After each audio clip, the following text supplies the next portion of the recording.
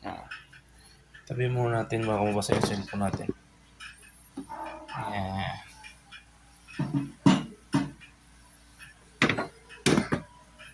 Ayan.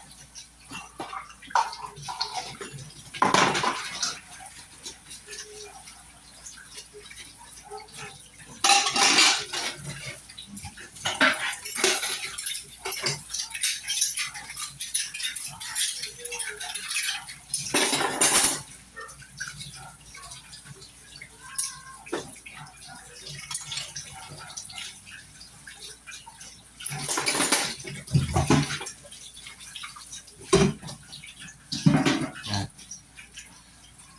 Dapat mga lodi, kailangan sa loob ng bahay laging malinis, maganda sa paningin. Kaya ano pang gagawin natin? Kailangan natin maghugas ng plato.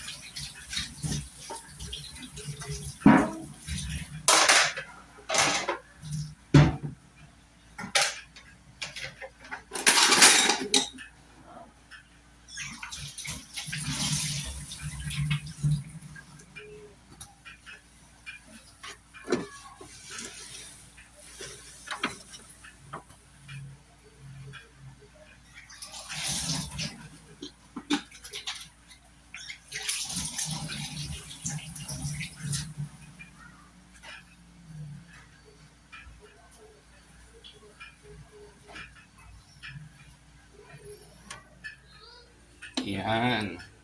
Yan, no? Yan.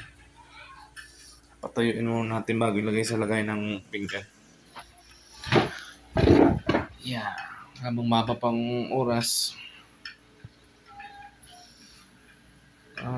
yung mga gawain sa bahay, tulungan na natin yung mga kasama natin dito sa loob ng bahay para hindi naman sila mahirapan sa gawain.